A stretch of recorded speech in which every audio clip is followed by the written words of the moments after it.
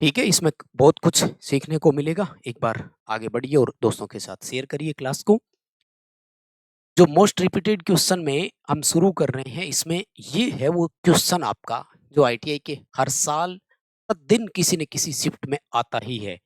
बहुत important question है और मेरा फेवरेट क्वेश्चन भी है। दरअसल ये सुरक्षा युक्तियों से जुड़ा हुआ सवाल है। प्रोटेक्शन डिवाइस जो है फ्यूज का भी आ सकता है कभी, अगर फ्यूचर में क्वेश्चन चेंज होकर आया तो, या आईटीआई के बाद कभी भर्ती परीक्षाओं की तैयारी करो तब आपसे कोई पूछे तो। क्या कह रहा है? सर्किट ब्रेकर के टूटने की क्षमता को मूल्यांकन कैसे किया जाता है?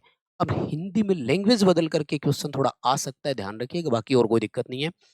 टूटने की क्षमता को इंग्लिश में बोलते हैं रप्चरिंग कैपेसिटी, और शुद्ध हिंदी में बोलते हैं विदारण क्षमता। क्या बोलते हैं माय डियर?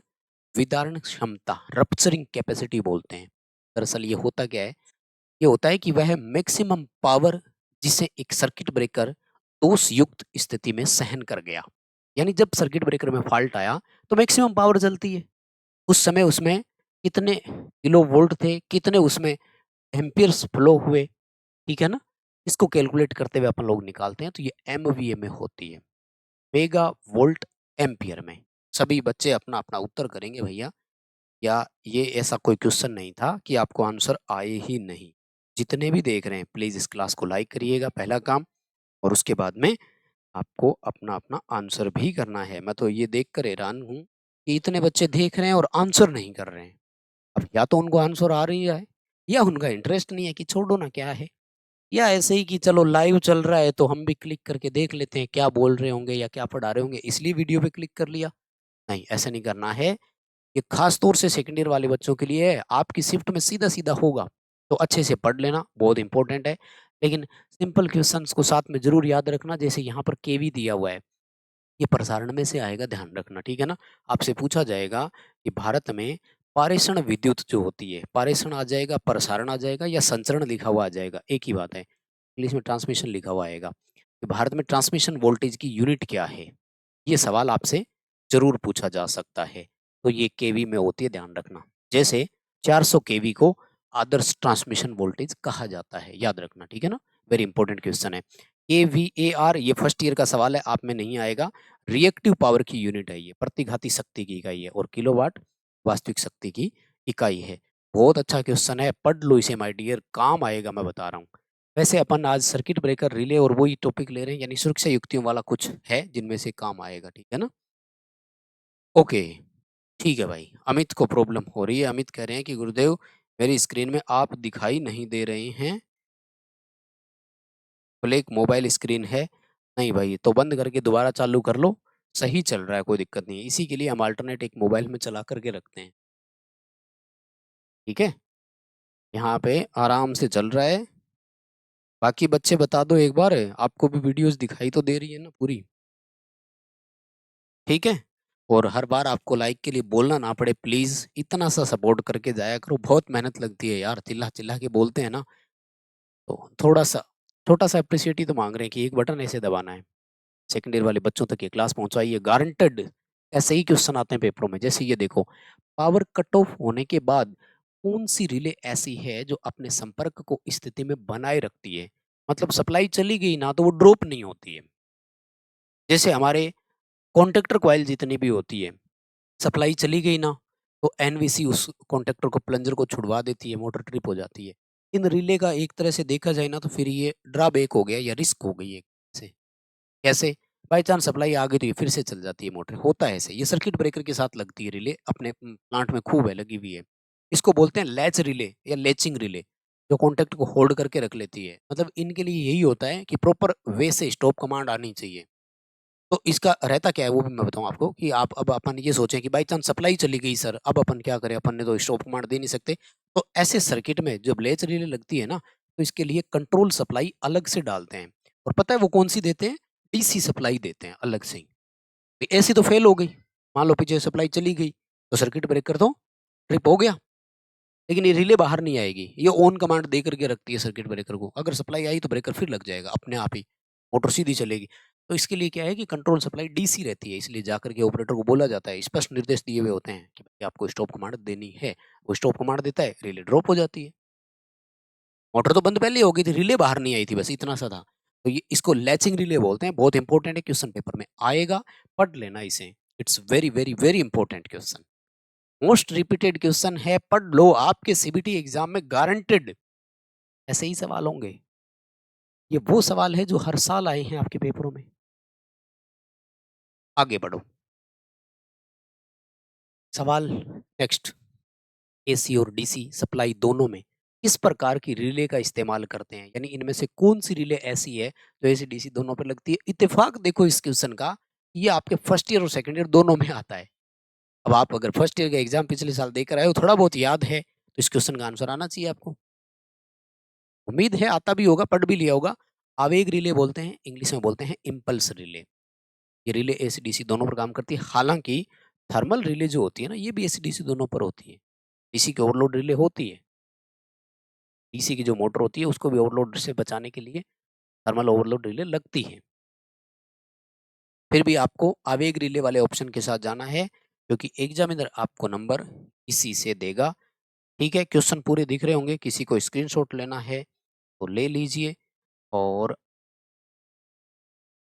रिक्वेस्टेड अगेन कि लाइक और शेयर, मतलब जो आईटीआई वाले बच्चे हैं उन तक क्लास पहुंचाना आपकी जिम्मेदारी है भाई, एक बार उन तक क्लास पहुंचा दीजिए। सवाल देखो अगला, लीकेज करंट से प्रोटेक्शन से बचाव के लिए वायरिंग सर्किट के साथ कौन सा सर्किट ब्रेकर लगता है। अब नाम से ही पता लग रहा है, लीकेज करंट। इनमें से अगर आपको सबके पूरे नाम याद है तो लीकेज करंट का अपने आप उत्तर आ जाएगा।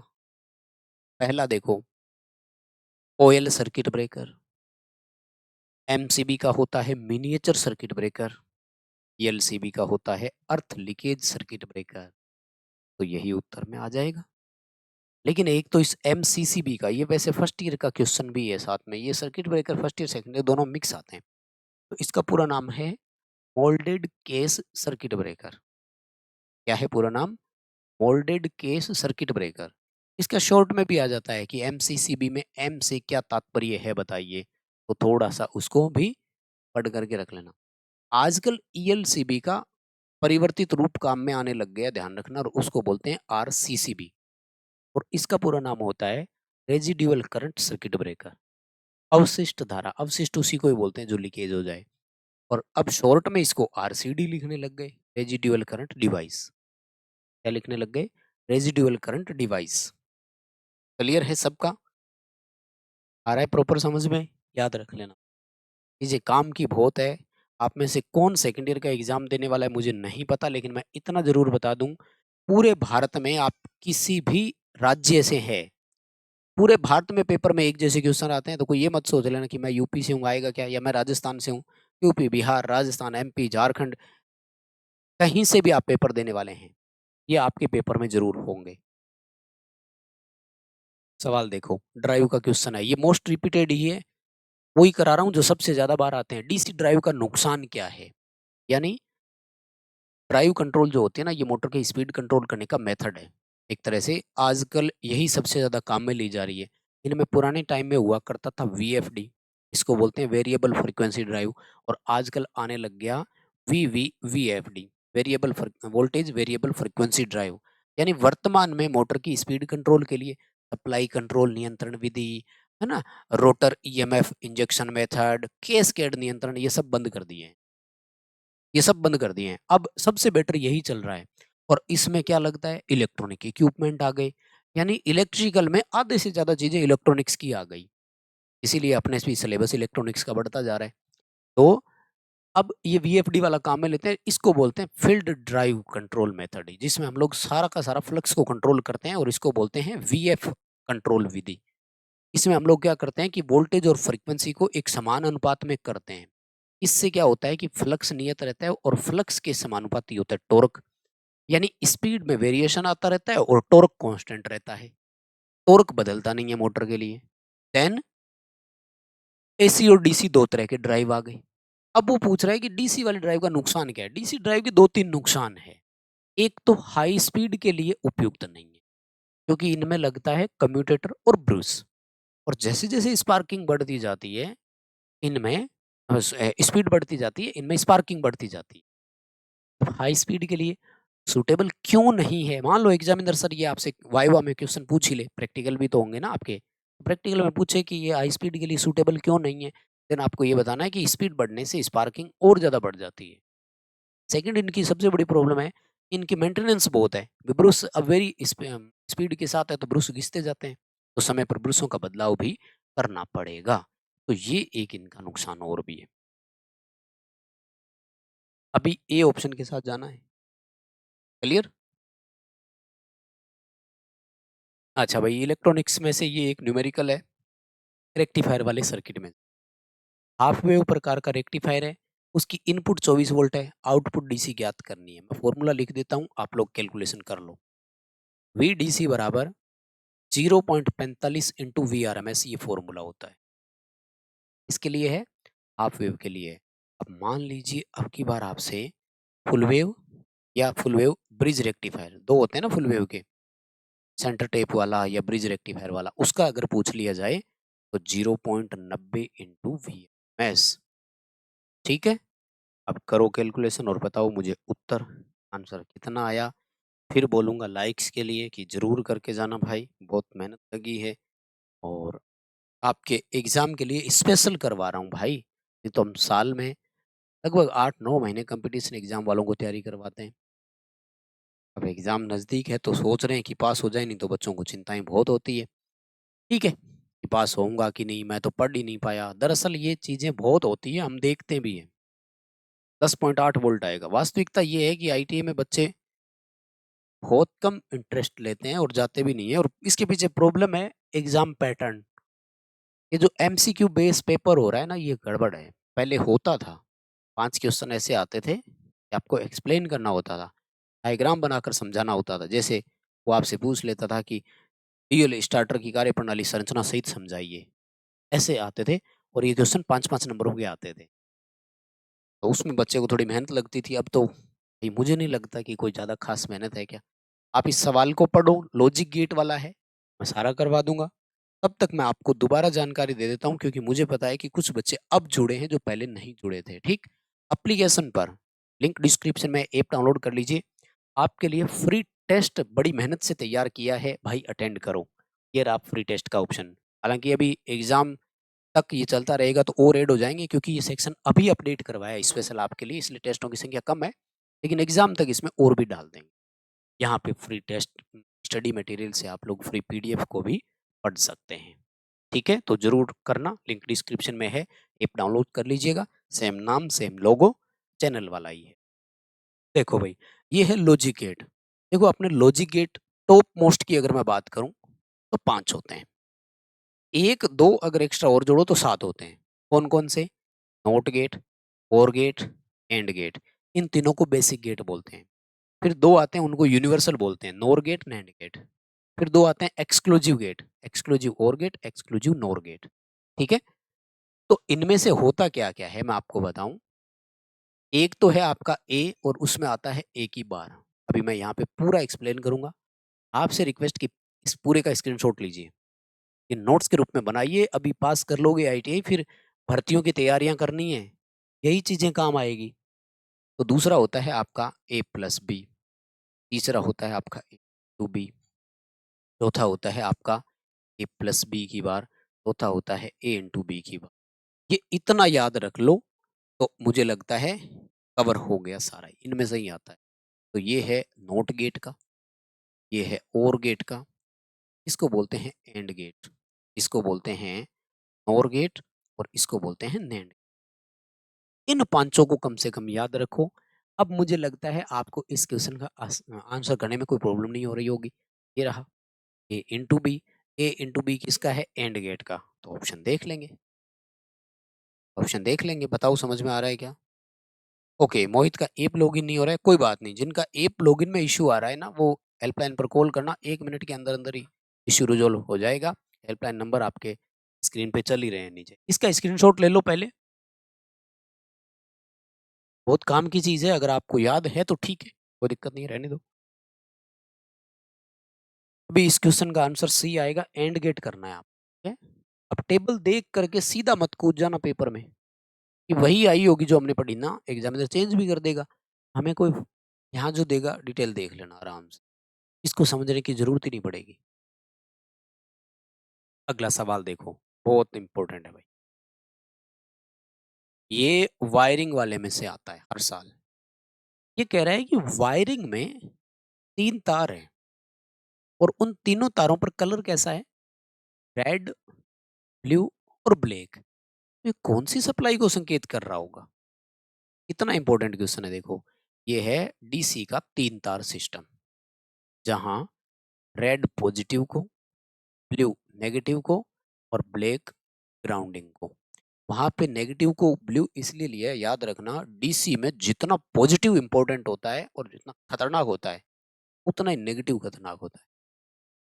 इसलिए डीसी में हमेशा पॉजिटिव और नेगेटिव दोनों में फ्यूज लगते हैं। एसी में फेज में फ्यूज और न्यूट्रल में लिंक लगाते हैं हम लोग। वहाँ पे दोनों में फ्यूज लगते हैं। यानी ग्राउंड के सापेक्ष नेगेटिव मिलता है ना, तो भी उपकरण चल जाते हैं। तो ये थोड़ा सा ध्यान रखना है। वैसे देखो, सिंगल फेज एसी सप्लाई में एक फेज एक न्यूट्रल होगा।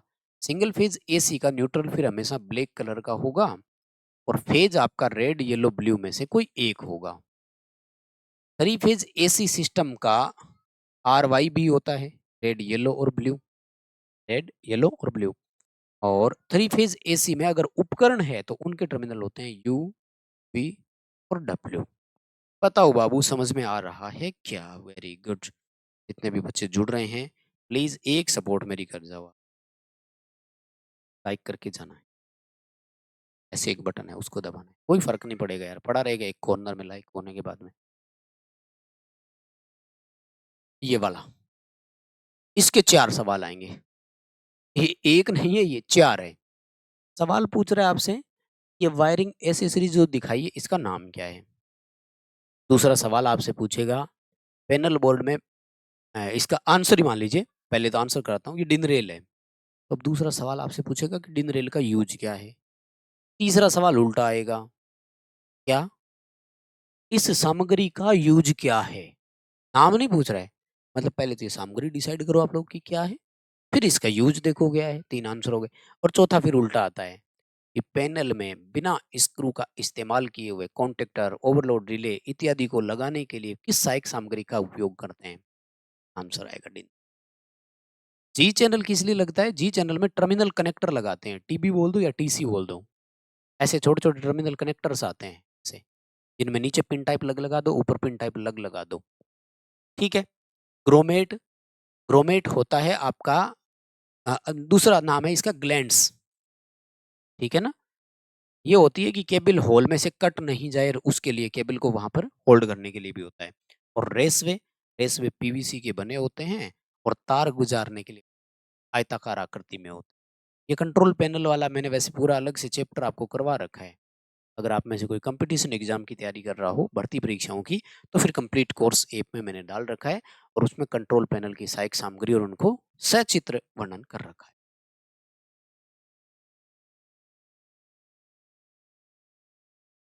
अगला सवाल देखो, कौन सी डिवाइस अनुक्रमिक नियंत्रण प्रणालियों में संचालन को कंट्रोल करती है? अनुक्रमिक को इंग्लिश में बोलते हैं सीक्वेंशियल कंट्रोल। सीक्वेंशियल कंट्रोल का मतलब होता है वन बाय वन, एक के बाद दूसरा। जैसे थ्री फेज मोटर में स्टार के बाद delta, three phase induction motor में, स्लिपरिंग इंडक्शन मोटर में धीरे धीरे रोटर रियोस्टेट को बाहर करना, डीसी मोटरों में आर्मेचर प्रतिरोध को धीरे धीरे बाहर करना। आजकल ऑटोमेटिक वाला आ गया, वो मैनुअल 3 पॉइंट 4 पॉइंट वो स्टार्टर नहीं है अब। अगर आप फील्ड में आकर के देखेंगे तो यहाँ पे आपको, अब वो ऑटोमेटिक वाला है, एक रेजिस्टेंस बॉक्स रखा हुआ है और कुछ नहीं है, तो उसमें टाइमर लगे हुए हैं और 4 कॉन्टेक्टर लगा दिए। निर्धारित सेकंड के बाद, जैसे मान लो 10 सेकंड है, 10 सेकंड बाद एक कॉन्टेक्टर पिकअप होगा, उतना रेजिस्टेंस शॉर्ट हो गया सर्किट से बाहर, फिर फाइनल दूसरा, फिर तीसरा, फिर चौथा। जैसे ही चौथा कॉन्टेक्टर पिकअप होगा, पूरा रेजिस्टेंस सर्किट से बाहर। बड़ी जो ईओटी क्रेन्स होती है उनमें स्लिपरिंग मोटर लगती है और वो इसी विधि से कंट्रोल हो रही है। मैं ये चीजें प्रैक्टिकल देख रहा हूँ। तो यहाँ पे आपका आंसर जो है वो टाइमर आएगा। ठीक है, क्योंकि जैसे एग्जाम्पल के तौर पर अपन बात करें तो स्टार से डेल्टा करना टाइमर का ही काम है। अब पेपर में सवाल आता है कि एक three phase induction motor star में संतोषजनक चल रही है, परंतु डेल्टा में कन्वर्ट नहीं होती है। निम्नलिखित में से किस सर्किट में फॉल्ट है? किस सर्किट में फॉल्ट है फिर? टाइमर में, क्योंकि किसका काम था? टाइमर का। बताओ सवाल समझ में आया? थोड़ा-सा मुझे लाइटिंग देखो, ये वो क्वेश्चन है जो आपकी शिफ्ट में पक्का। अब किस्मत की बात है, 10 दिन पेपर आपके चलेंगे ऑनलाइन, 3 शिफ्ट लगभग डेली होती है, 30 पेपर होंगे कि किसकी शिफ्ट में आएगा, वो एक अलग बात है। लेकिन हर दूसरे-तीसरे दिन शिफ्ट में आ जाएगा। मतलब 10 दिन पेपर होंगे, तो 5 या 6 पेपरों में ये ज़रूर आएगा और 2-2 शिफ्ट, 3-3 शिफ्ट होगी तो 10-15 पेपरों में आराम से आएगा। मैं सारा ही बता देता हूँ, ये यूँ पूछ रहा है कि एक्स से चिन्हित भाग का नाम क्या है? लेकिन मैं 500 ही बता देता हूँ। मान लो एग्ज़ामिनर एक स्टेप बदलना भी चाहे, अब की बार इस एक्स को उठाकर कहीं और शिफ्ट कर दें, कर ही सकते हैं ना। मैं चाहता हूँ कि करना भी चाहिए। अब आप सेकंड ईयर में आए हो भाई, आईटीआई 2 साल की कंप्लीट करके अब आप स्किल्ड टेक्नीशियन बनने जा रहे हो। आपसे नए सवाल पूछने चाहिए, मुझे ऐसा लगता है।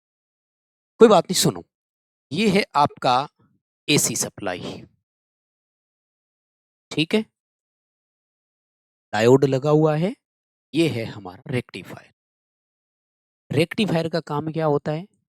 एसी को डीसी करना, यानी यहाँ डीसी सप्लाई है, मतलब ये है डीसी की बस बार। उत्तर तो हो गया बी। क्वेश्चन का आंसर क्या है? B, B for Bombay. तो ये क्या है? ये कर रहा है डीसी को एसी। डीसी को एसी करना किसका काम है? इन्वर्टर का। और ये देखो क्या लिखा हुआ है, एम, एम मतलब मोटर, एसी का सिंबल बना दिया, ये है एसी की मोटर। बताओ बात समझ में आई क्या? ओके, क्लियर कट है, बहुत बढ़िया। अब इतने बच्चे अपना अपना आंसर कर रहे हैं तो मैं ये मानकर भी चल रहा हूँ कि आपने शेयर भी किया होगा वीडियो दोस्तों के साथ। देखो, अगर आज आप 10 सेकंड ईयर वाले देख रहे हो ना, तो मैं ये मान रहा हूँ कि कल 30 आने चाहिए, क्योंकि आप अलग अलग जगह से देख रहे हैं, अलग अलग राज्य से देख रहे हैं, अलग अलग कॉलेज से देख रहे हैं, तो आपकी कॉलेज के बच्चों तक तो ये वीडियो जानी चाहिए। सवाल देखो, कोई बात नहीं, चिंता मत करो, पूरे साल भर आईटी नहीं गए, कोई बात नहीं, थ्योरी टेक्निकल में तो आपको चिंता करने की बिल्कुल जरूरत नहीं है। वैसे भी देखो, एग्जाम के बाद भर्ती परीक्षाओं की तैयारी करनी है तो हमारे पास आना ही पड़ेगा। सवाल देखो अगला, क्या पूछ रहा है? किसी ड्राइव कंट्रोल में वीएफ अनुपात को स्थिर रखना क्यों आवश्यक है? इस पर मैं चर्चा पिछले क्वेश्चन में भी कर चुका था, है ना? आजकल लगते हैं VVVFD, variable voltage variable frequency drive. मोटरों की गति नियंत्रण प्रणालियां हैं ये, जहाँ स्पीड कंट्रोल करना होता है। गति नियंत्रण करने के लिए एक चीज उसने बोली, शर्त होती है, गति बदल जाए पर टॉर्क ना बदले। ऐसा कर दीजिए कुछ सरकार। तो उन्होंने कहा ठीक है, वीएफडी लगा दीजिए, variable voltage variable frequency drive.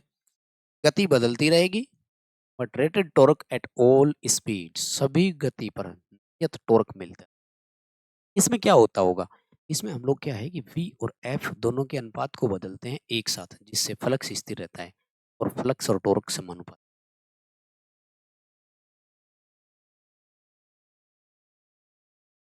अगला सवाल, अभी अपन बात कर रहे थे रेसवे क्या होती है।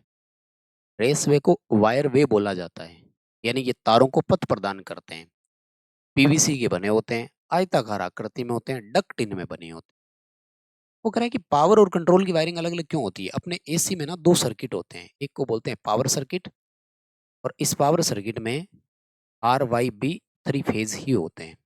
दूसरा होता है कंट्रोल सर्किट, इसका काम होता है start stop overload tripping indication, वो सारी चीजें देना। ये दोनों एक साथ नहीं जाती, क्योंकि ये मैग्नेटिक फील्ड बनाती है, फिर मैग्नेटिक फील्ड एक दूसरे को इंटरफेयर करता है, तो ये इंटरफेयर ही ना करें, इसलिए इनके दो रास्ते अलग अलग बना दो। ये रहा, to reduce the radio interference, avoid लिखा हुआ आ सकता है रिड्यूस की जगह, कोई बात नहीं, चलेगा, ठीक है। रेडियो इंटरफेरेंस को या रेडियो व्यतिकरण को या रेडियो हस्तक्षेप को कम करने के लिए या बचने के लिए। अच्छे सवाल है, बढ़िया तरीके से कवर करना भाई, आएंगे जरूर, ड्राइव वाला चैप्टर है सेकेंड ईयर में तो इम्पोर्टेंट ही। बताओ सारे सहमत हो गया? कहाँ से देख रहे हो इतना जरूर बताइए, कौन कौन कहाँ कहाँ से देख रहा है, इतना तो पता करें आपसे। क्लास कंप्लीट होने के बाद कमेंट कर देना भाई, ताकि हम देख लेंगे आप कहाँ से देख रहे हैं क्लास को। ठीक है? सवाल देखो, ड्राइव में आउटपुट चरण में, आउटपुट स्टेज में उपयोग किए जाने वाले पावर इलेक्ट्रॉनिक घटक का उन्नत यानी एडवांस वर्जन कौन सा है? अभी फिलहाल जितने भी है उन सब में आईजीबीटी लगता है भाई। ठीक है, दो काम करती है, एक पावर कंट्रोलर का काम करती है ये, ठीक है ना, दूसरा इन्वर्टिंग डिवाइस के रूप में भी काम करती है।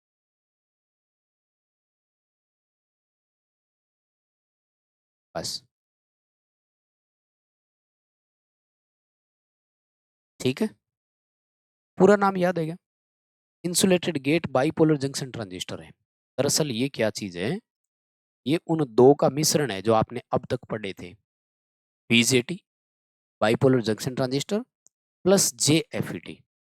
ध्यान रखना, एफईटी फील्ड इफेक्ट ट्रांजिस्टर के दो प्रकार होते हैं, जेएफईटी और मॉसफेट। मॉसफेट नहीं लेते हैं, जेएफईटी लेते हैं, ठीक है ना, जंक्शन फील्ड इफेक्ट ट्रांजिस्टर।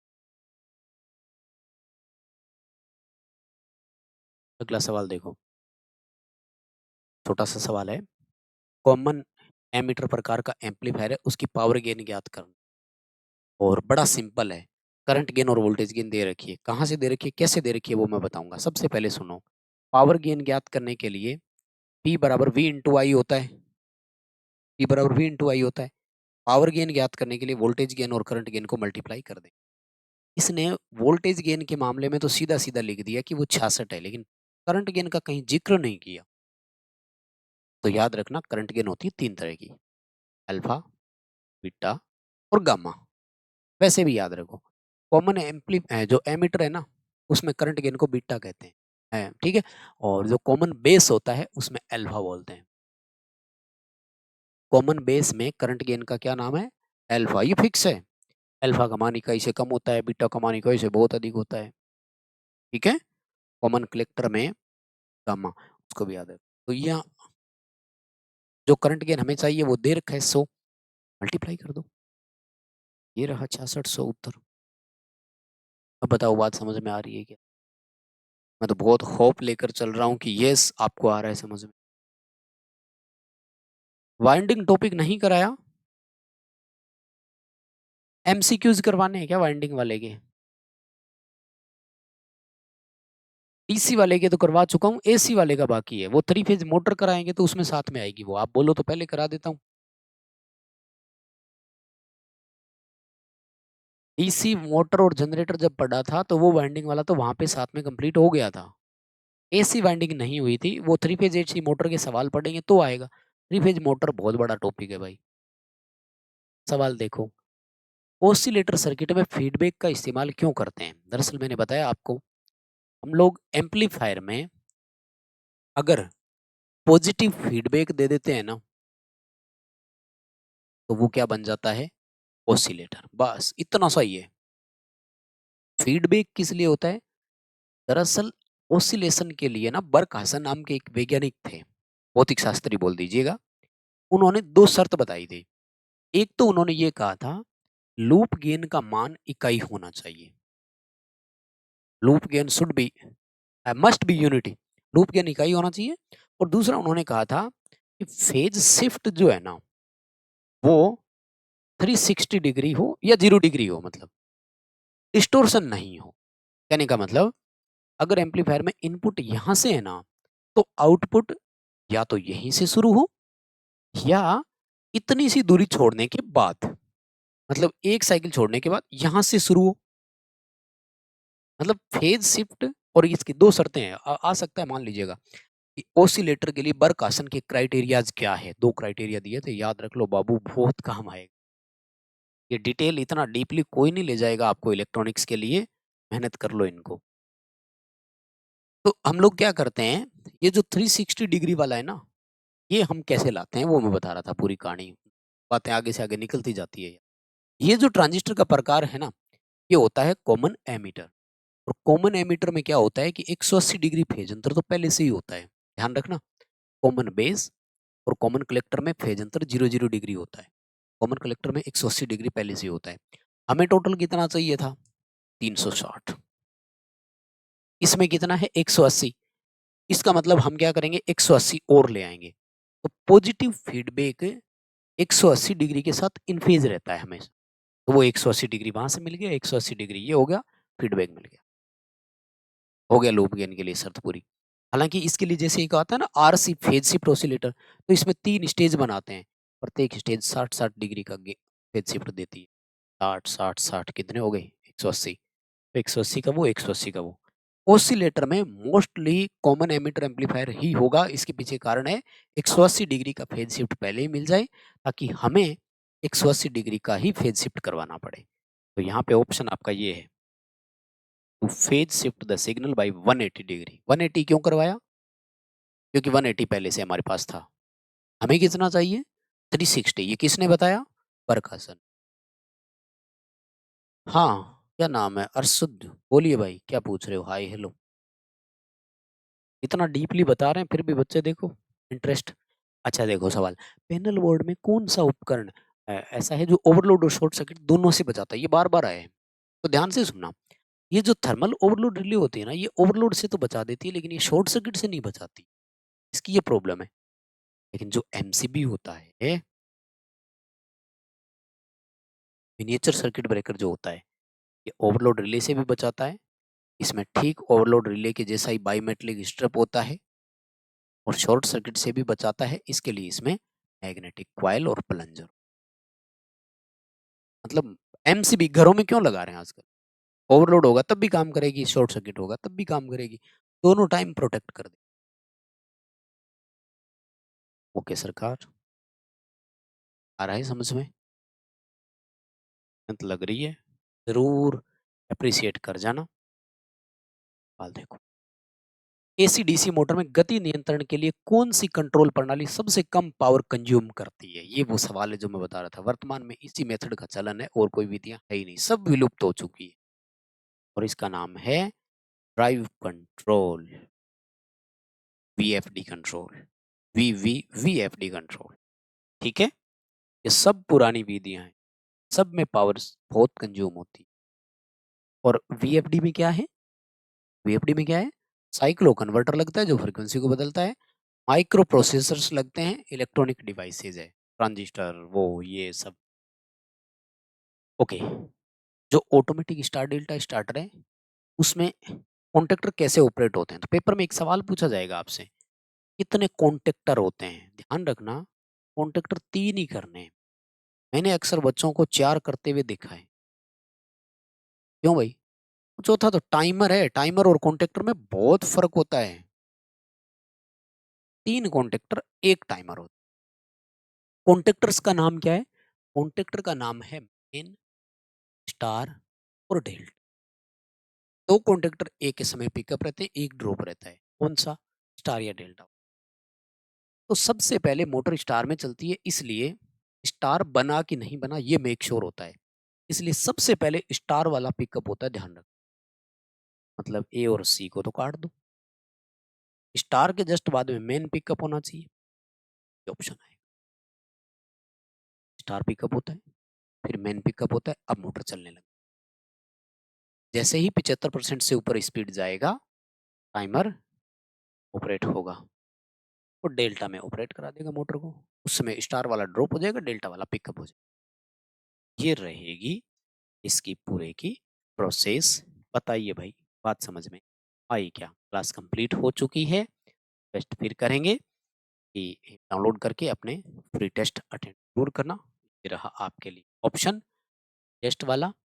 और स्पेशल टेस्ट सीरीज पूरी तरह से एग्जाम ओरिएंटेड, एग्जाम की फीलिंग आ जाएगी, एग्जाम से पहले प्रिपरेशन हो जाएगी, साथ में previous year question papers PDF मिल जाएगी। इस सेक्शन पे क्लिक करना है। आईटी सीबीटी एग्जाम नहीं गए साल भर तो चिंता मत करिए, ठीक है? ओके, बहुत धन्यवाद, थैंक यू वेरी मच, शुक्रिया।